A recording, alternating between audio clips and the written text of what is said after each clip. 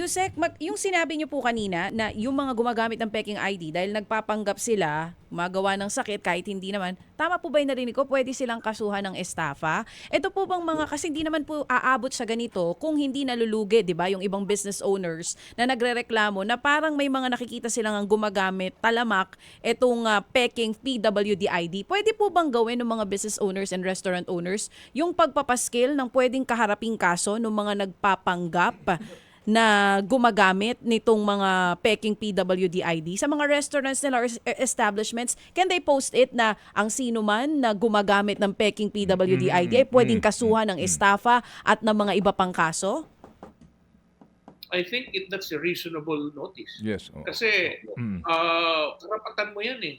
And Mm. besides, it's a fair warning to any Opo. person with Opo. ill or may ill motives or evil purposes Opo. na Opo. dapat hindi niya gawin. Pero at the end of the day, yan isang regulatory duty. Dapat yung LGU na nakakasakop yan ang nagbibigay ng impormasyon na huwag niyong gawin. Pag nahuli kayo, pwede kayong humarap ng mga Opo. criminal Opo. sanctions. Dapat Okay. ganun. At saka, titignan natin sa yung Angulo, Ted and Chacha na dun sa issue once pa lang, there's a big problem there already. At masasabi ko naman na may mga ongoing operations ng law enforcement natin, ng NBI for instance, Mm. na nagkakabol ng mga taong naggagawa, yung mga yung mga manufacturer ng mga fake IDs na ganyan. Opo. Opo.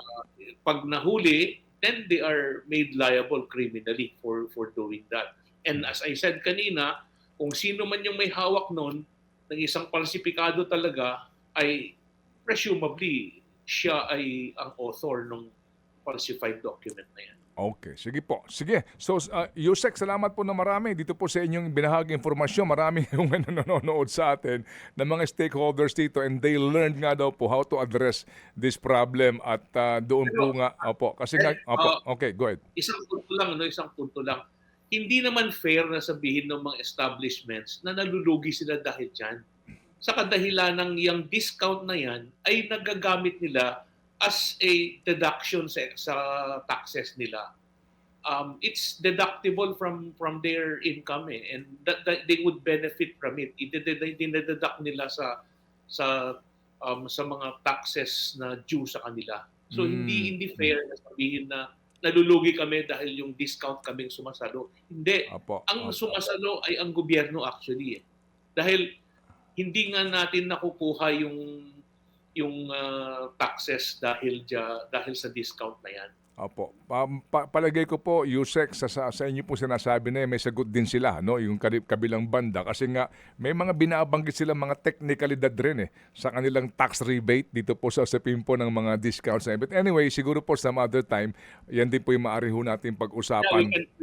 We can probably discuss that with the BIR para maramdaman din ng establishmento yung dapat na benepisyo na binibigay natin sa mga persons with disability. We have to understand that this law, yung RA 10754, is a social justice legislation. Yes, Ibig sabihin, binibigyan ng karapatan at benepisyo yung mga taong mas less privileged than us.